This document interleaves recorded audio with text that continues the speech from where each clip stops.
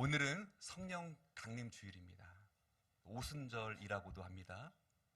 이 절기는 성령 강림을 기념하는 절기입니다. 그래서 부활절로부터 50일째 되는 날입니다. 2000년 전 마가의 다락방에 강력한 성령의 그 기름 부으심과 성령의 임재가 나타났습니다. 그곳에 모인 모든 사람들은 성령의 충만함을 받게 되었습니다.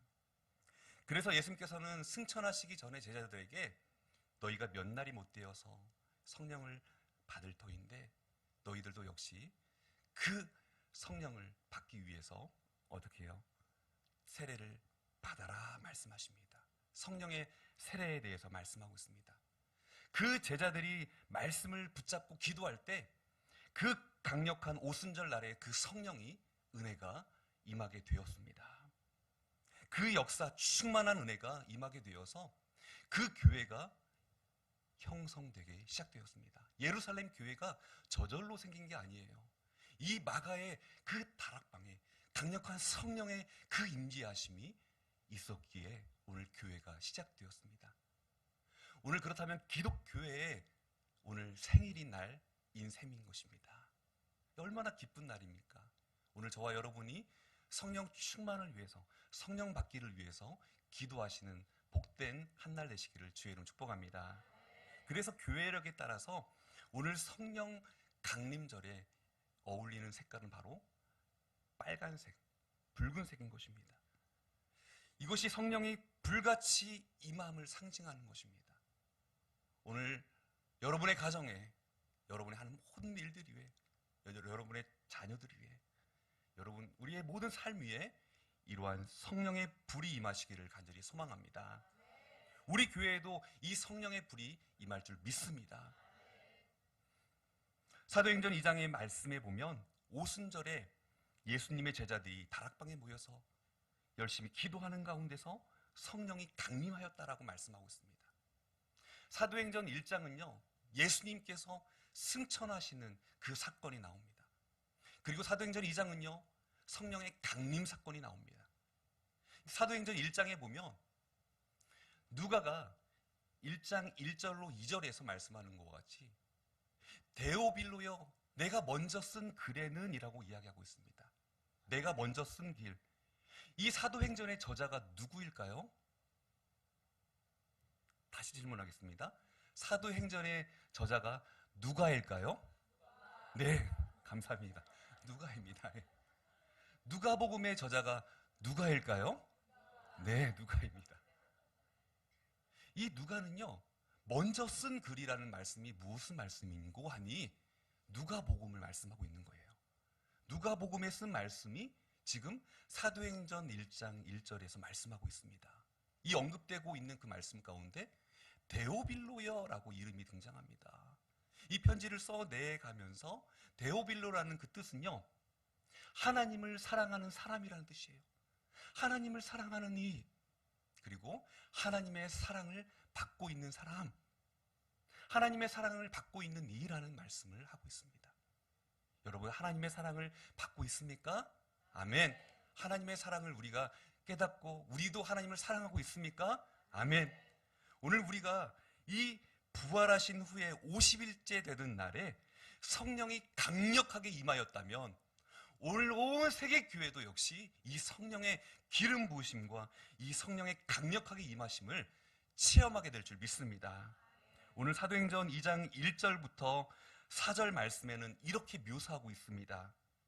오순절 날이 이름에 그들이 다 같이 한 곳에 모였더니 호련히 하늘로부터 급하고 강한 바람 같은 소리가 있어 그들이 앉은 온 집에 가득하며 마치 불의 혀처럼 갈라지는 것들이 그들에게 보여 각 사람 위에 하나씩 임하여 있더니 그들이 다 성령의 충만함을 받고 성령이 말하게 하심을 따라 다른 언어들로 말하기를 시작하니라 라고 말씀하고 있습니다. 사도행전은 분명히 목격하였고 지금 바라보고 있습니다. 성령의 임재하심을 느끼고 있습니다.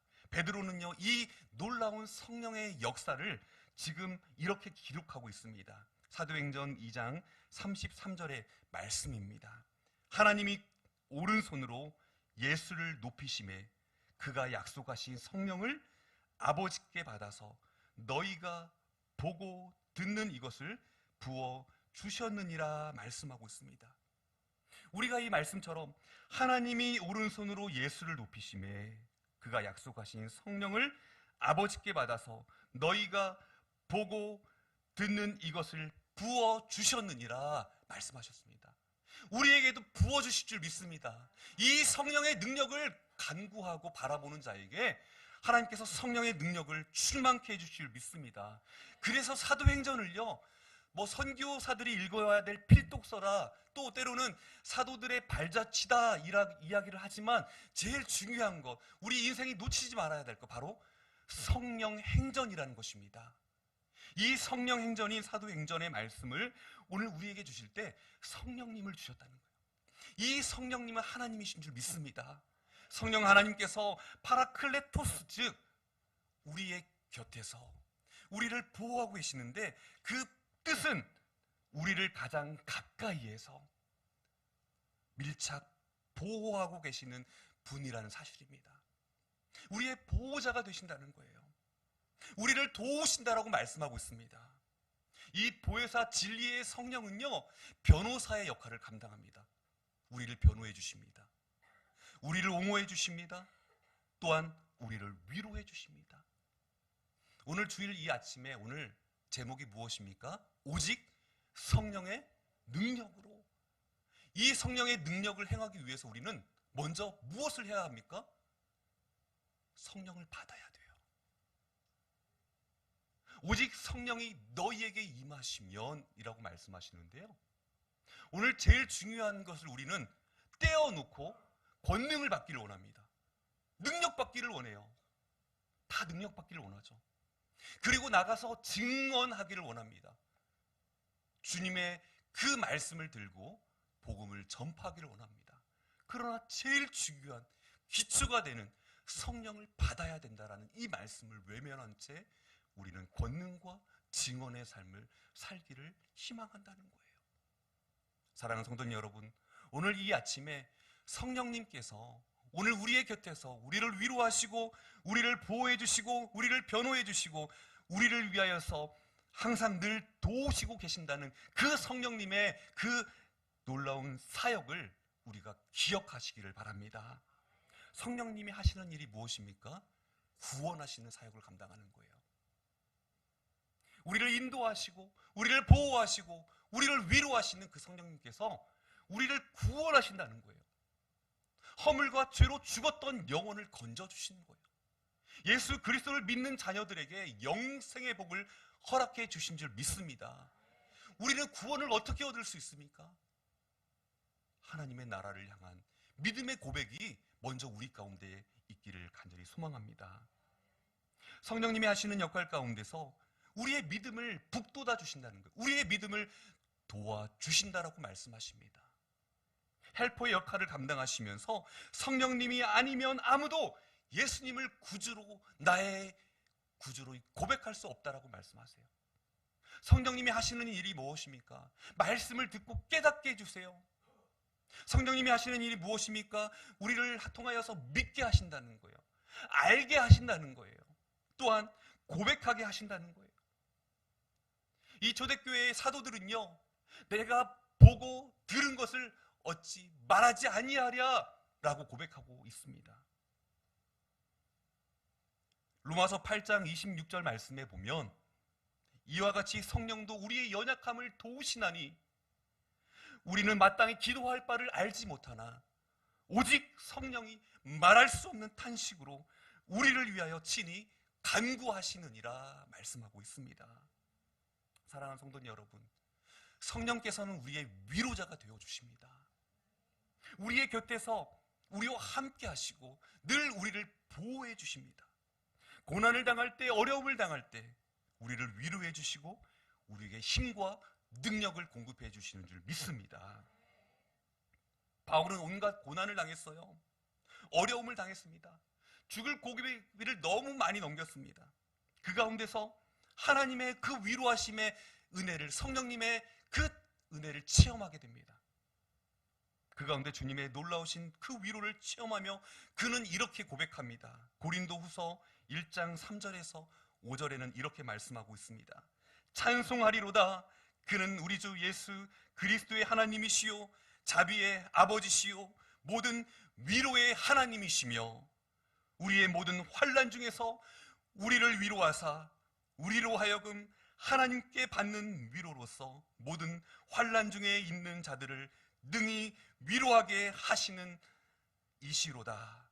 그리스도의 고난이 우리에게 넘친 것 같이 우리가 받는 위로도 그리스도로 말미암아 넘치는도다. 할렐루야. 아멘. 그리스도의 그 위로하심의 은혜가 모든 환난 가운데서 위로하시고 넘치는 가운데 그 하나님의 복이 가득했다. 고난 가운데서 함께 하셨다라는 것을 그는 고백하고 있습니다. 직접적인 체험을 통해서 성령님의 놀라우신 은혜를 경험하게 되었다라고 말씀하고 있는 것입니다.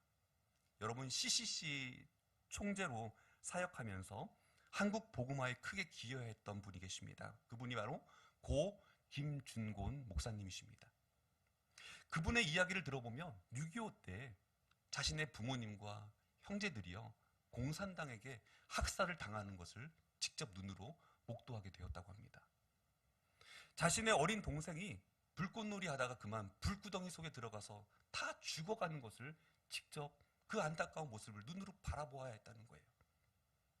더 어린 나이에 이 끔찍한 일을 체험하였던 김준곤 목사님이 하시는 말씀이 자기 밑으로 동생이 또 있는데 그 동생이 벌목장에서 나무 위에서 놀다가 그만 나무가 와르르 무너지는 바람에 나무에 깔려서 죽게 되었다라는 간증을 듣게 되었습니다. 어린 시절부터 고난이 참 많이 있었습니다. 이 목사님의 삶 가운데 자신의 성장해서도 고등학교 교감으로 봉직하였던 동생이 어린 내 딸을 남겨두고 간암으로 투병하다가 죽게 되었다는 것입니다. 자신의 그 딸이 젊은 날의 위암으로 말미암아 고통을 겪다가 자신의 어린 딸을 부탁하며 세상을 떠났다라고 이야기합니다. 참 기가 막힌 일이죠. 어떻게 온전한 삶을 살아갈 수 있을까? 그는 극한 고난을 겪었지만 이렇게 고백하고 있습니다. 저는 정직하게 고백하면 나는 하나의 얼굴로는 웃고 또 다른 얼굴로는 울고 있었습니다. 내 영은 주님을 찬양하고 기뻐하고 감사하며 깊은 곳에서 샘물같이 환희가 솟아나는 것을 경험하였습니다. 내게 깊은 위로와 감사와 찬송과 평안이 나에게 있었습니다. 그것은 내게서 나온 것이 아니라 성령님의 위로하심의 은혜가 내게 주어진 것이었습니다. 여러분, 이 김준곤 목사님의 고백 가운데 성령의 위로하심이 있었기에 본인은 승리하였다라고 이야기하고 있습니다. 엄청난 사역을 감당하면서 이 땅의 청년들에게, 대학생들에게 복음을 증거하고 한국의 복음화를 이루기 위하여서 크게 기여할 수 있었던 것은 바로 성령의 위로하심의 은혜가 있었기에 가능한 일이었다라고 본인은 간증하고 있습니다.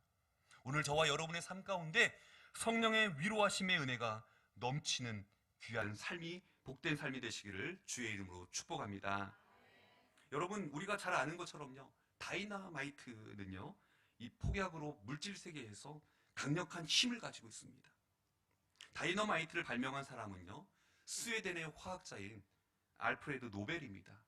그런데 어느 날 이 알프레드 노벨이라는 사람이 죽었다라는 그 신문이 나오게 된 거예요.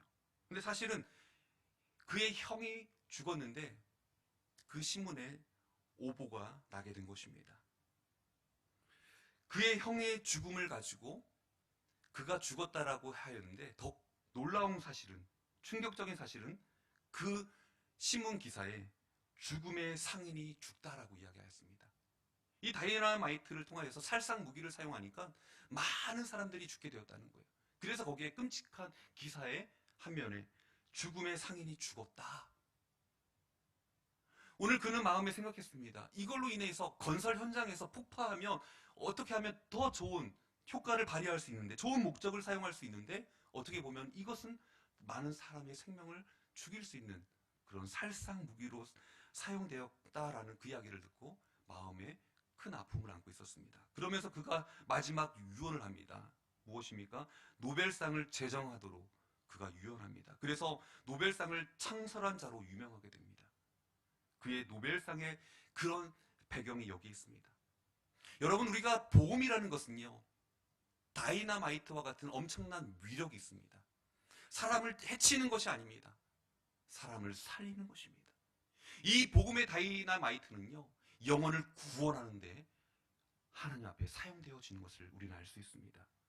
마치 연못에요, 작은 돌을 하나를 여러분 던졌을 때 그 돌이 사방으로 퍼져 나아가면서 물살을 일으키면서 나아가는 것을 바로 우리는 복음의 그 지경이 넓혀지는 것이라고 고백하고 있습니다.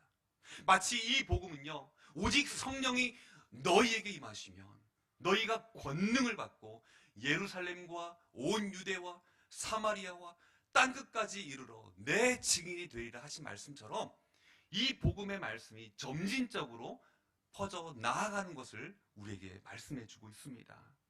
그것은요, 어떠한 장벽도요, 문화적 장벽, 민족적 장벽, 경제적, 정치적 장벽도요, 그 막을 수 없다는 거예요. 뛰어넘을 수 있는 복음의 능력이라고 말씀하고 있습니다. 오늘 예수님께서는 예루살렘에서 승천하셨습니다. 사도행전 1장을 통하여서 우리에게 주시는 말씀이 무엇입니까? 하나님의 나라의 일을 우리에게 맡겨주셨다는 거예요. 그 하나님의 일을 무엇이라고 이야기하고 있습니까? 바로 전도하는 일이요, 선교하는 일을 말씀하고 있습니다. 그 위대한 일을 우리에게도 능력을 통하여서 귀한 사역을 감당하기를 원하십니다. 오늘 사도행전 1장 8절 말씀 우리가 함께 봉독하겠습니다. 오직 성령이 너희에게 임하시면 너희가 권능을 받고 예루살렘과 온 유대와 사마리아와 땅끝까지 이르러 내 증인이 되리라 하시니라. 아멘. 할렐루야. 여러분, 성령을 받기 위해서는 우리가 어떻게 해야 됩니까? 성령을 입기 위해서 우리가 무엇을 해야 됩니까? 성령님을 모셔드리기를 바랍니다. 성령님을 환영하시길 바랍니다. 여러분, 성령님을 인정하시길 바랍니다. 사랑하는 성도님 여러분, 저희 어머니의 간증을 좀 하겠습니다. 저희 어머니가 대여섯 살 될 때쯤 예수님을 처음 영접하셨습니다. 작은 시골 교회에서 부흥회가 있다라고 해서 그 어린 소녀가 시골의 예배당 문을 열고 그곳에 들어갔습니다. 그곳에서는 부흥 집회가 한참 진행되고 있었습니다. 당시에 말씀을 증거하셨던 목사님께서 많은 성도들에게 이렇게 말씀하셨다고 합니다. 여러분, 성령을 받으십시오. 여러분, 성령을 받으십시오. 다른 말씀은 안 하셨대요. 오직 성령 받아라, 성령 받아라, 이 말씀만 계속해서 3일 내내 성령 받아라, 이 말씀만 증거하셨다고 합니다. 그 말씀을 듣고 많은 이들이 회개하고요, 그곳 가운데서 복음의 능력이 나타나게 되었습니다. 저희 어머님도 역시 성령 받아라, 이 말씀을 듣고 예수 그리스도를 나의 구주로 영접하셨습니다. 그리고 얼마나 기쁜지요, 교회에 계속 끊임없이 나아가고 싶었습니다. 그러나 가정에 어려움이 있는 거예요. 교회에 가면 더 많은 핍박이 찾아오는 거예요. 이제는 한겨울에 문을 열어주지 않으세요. 저희 외할머니께서 심지어 매를 들고요, 때리시는 거예요. 교회 가면 밥을 주지 않는 거예요. 옛날 어르신들 그러지 않습니까? 교회 가면 야, 쌀이 나오냐, 밥이 나오냐, 교회 가면 뭐가 있길래 내가 교회에 가서 그렇게 충성하고 봉사하냐, 이야기하는 거죠. 저희 외할머니 무지막지하게 때리셨다는 거, 어머니를요. 한겨울에 동상이 오고요. 그러나 어머니의 간증은요, 행복하셨다는 거예요. 너무 기뻤다는 거예요. 내 안에 주님이 계셨다는 거예요. 여러분 안에 주님이 계십니까? 오늘 여러분, 성령을 모시는 자는요, 권능, 디나미스라는 헬라어의 그 권능과 능력과 힘을 주신다라고 말씀하셨습니다. 하늘로부터 임하는 힘인 줄 믿습니다. 이거는 강력한 능력을 말씀하고 있습니다. 폭발적인 능력을 말씀하고 있습니다. 이 디나미스라는 말씀이요, 오늘 우리에게 주시는 교훈이 무엇입니까? 바로 예수님의 증인이 된다라고 말씀하십니다. 앞으로 예수님의 증인이 되라, 이렇게 말씀하신 게 아니에요. 왜요? 인간적인 방법을 동원하지 말아라 라고 말씀하고 있습니다. 네가 지금 인간적인 방법을 의지하면 증인이 앞으로 될 것이다, 그렇게 말씀하신 적이 없어요. 오늘 성경에는 분명히 말씀하십니다. 내 증인이 되리라 라고 말씀하셨어요. 이것은 성령의 능력으로 가능케 되어진다라고 말씀하고 있습니다. 성령의 능력이 아니고서는 우리가 말할 수가 없습니다. 이 증인이라는 단어가 또 중요합니다. 이 증인이라는 단어는 헬라어로 마르튀스입니다. 듣고 보고 경험한 것, 이것을 증거하는 사람이 바로 증인인 것입니다. 초대교회 성도들이 보고 들은 것을 나는 말하지 않을 수 없다라고 고백하였던 것처럼, 여러분들이 보고 듣고 깨달았던 것들을 여러분들 고백하시고 또한 간증하시기를 주의 이름으로 축복합니다. 오직 예수 그리스도의 그 부활의 능력, 오직 예수 그리스도의 성령의 임재하심, 그 사건을 증거할 수 있는 것은, 매를 맞아가면서도 배를 굶어가면서도 주의 복음을 증거할 수 있는 것은 오직 우리 앞에 있는 막혀있는 그 장벽이 문제가 아니라 오늘 성령을 받지 못한 오늘 우리 자신이기 때문에 오늘 장벽이 우리에겐 때로는 족쇄가 되고 어려움이 되고 환난이 되는 줄 우리가 알고 있습니다. 사랑하는 성도님 여러분, 그리스도 예수의 마음을 품은 자들은 오늘 어떠한 상황 가운데서도, 어려움 가운데서도 능히 승리를 주시고 또한 이기게 하여 주실 줄 믿습니다. 하나님의 구원의 소원이 이 땅에서 이루어지니이다 라고 고백하는 사람들의 삶을 보면서 예수님께서는 유대인들, 하나님을 잘 믿는다는 그 유대인들조차도 오늘 이 말씀에 대해서 소망이 없다, 이 말씀에 대해서 이루어지지 않는다라고 저들은 이야기합니다. 단정합니다. 그때 예수님께서 하신 말씀이 무엇입니까? 회개하라, 천국이 가까이 왔다 말씀하십니다. 제일 먼저 예수님께서 그 설교하신 내용이 바로 회개하라, 천국이 가까이 왔느니라 라고 선포하셨습니다. 왜 회개하라, 천국이 가까이 왔느니라 말씀하셨겠습니까? 예수님을 온전히 바라보지 못하는 그 유대인들, 그들을 향하여서 회개를 선포하고 있습니다. 오늘 성령의 능력은 어디에서 옵니까? 우리 삶의 변화에서부터 일어나게 되는 줄 믿습니다. 초대교회에 놀라운 역사가 있었어요. 연동교회 초대 장로였던 고찬익 장로님이 계셨어요.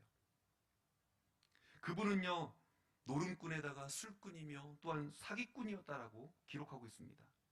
그러던 중 관내에 끌려가서 옥고를 치르게 됩니다. 그러던 가운데 그는 벙어리가 되게 됩니다.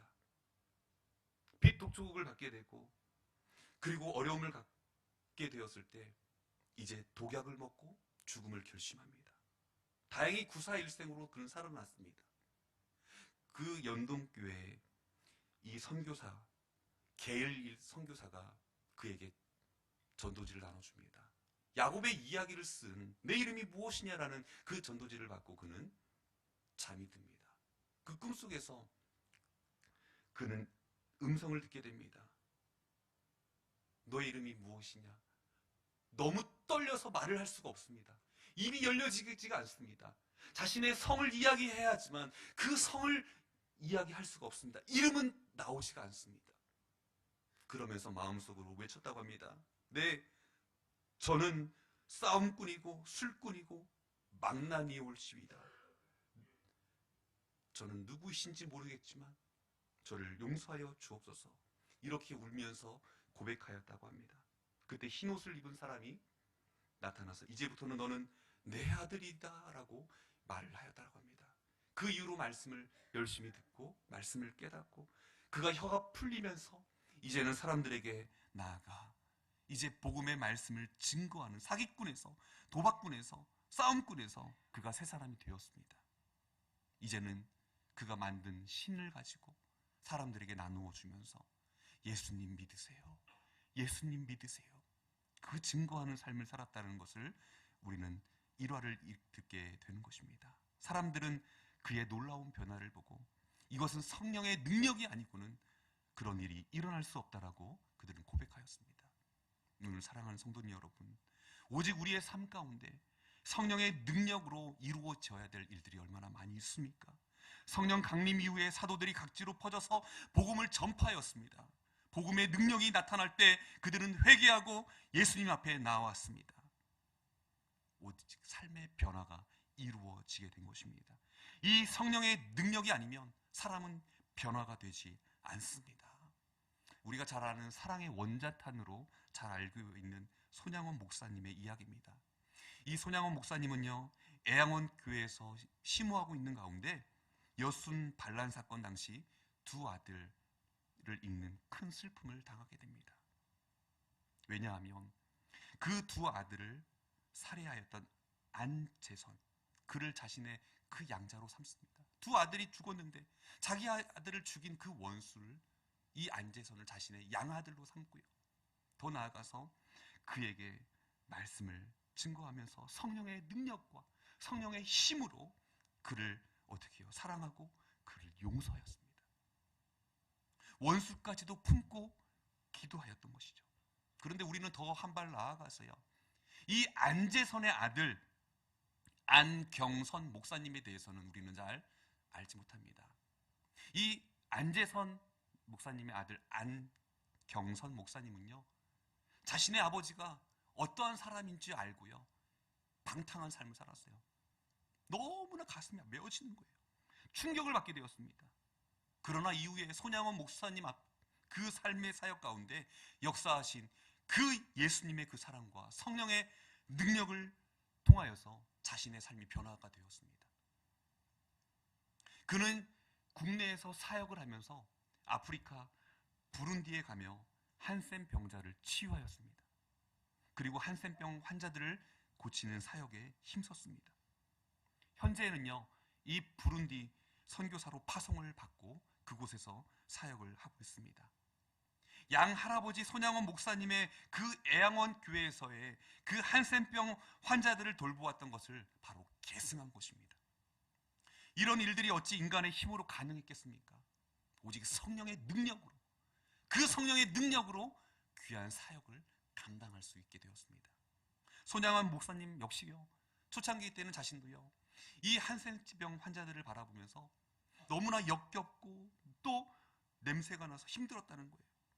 그러나 몸부림치면서 싫었던 그들을 어떻게 해요? 이제는 기도하면서 성령의 능력으로 그들을 천사처럼 대할 수 있도록 하나님 마음을 주세요라는 마음을 가지고 그들에게 다가가니 그들의 발에서 나오는 그 피고름을요, 입으로 다 어떻게 해요? 빨아서 뱉고 그들의 아픈 상처를 보듬어 안을 수가 있는 그런 사역자가 되었다라고 그는 말씀하고 있습니다. 오늘 우리에게 주시는 말씀이 무엇입니까? 우리도 때로는 넘어질 수 있어요. 쉽지 않아요. 말처럼, 그 생각처럼 쉽지 않아요. 변화되는 게 그렇게 쉬운 일이 아니에요. 그러나 오늘 성령의 충만한 능력을 통하여서 우리에게 무기력한 이들에게 하나님께서는 오늘 우리에게 변화된 놀라운 역사를 보여주고 계십니다. 바로 그것은 디나미스, 능력, 권능을 우리에게 나타내 보여주셨다라고 말씀하고 있습니다. 이 손양원 목사님의 별명이 다른 것이 아니라 바로 원자탄이라는 것입니다. 다른 데서 그 이름이 붙여진 게 아니에요. 이 디나미스와 같은 성령의 능력이 있었기에 오늘 사랑의 원자탄이라는 이름이 그에게 붙여진 것입니다. 오늘 예수님께서도 말씀하십니다. 이스라엘 나라를 회복하심이 이때입니까? 라고 제자들이 물었을 때 주님은 말씀하실 때 그것은 너희가 알 바가 아니다. 오직 이 복음의 말씀은 땅끝까지 증거되어야 될 것이다 라고 말씀하십니다. 사랑하는 성도님 여러분, 주의 복음의 말씀이 땅끝까지 증거되기 위해서는 우리는 어떻게 해야 될까요? 복음의 말씀을 어떻게 증거해야 될까요? 복음의 제사장으로 사명을 어떻게 감당해야 될까요? 늘 물음이 있습니다. 여러분에게 복음의 제사장의 사명을 감당하십시오 라고 이야기하였지만 주의 종으로서 이 사명을 어떻게 감당해야 됩니까? 라는 질문이 있습니다. 그 질문 앞에 저 역시도 하나님 앞에 기도하고 있습니다. 하나님, 어떻게 하면 복음의 제사장의 사명을 감당할 수 있습니까? 지금 현재 우리가 당면한 현실 앞에서 이 귀한 사역을 하나님, 감당할 수 있도록 능력을 주옵소서, 권능을 주옵소서. 그리고 증인된 삶을 살기를 원합니다. 그렇게 고백하였지만 제일 중요한 것 한마디, 성령 받기를 힘써야 된다는 것입니다.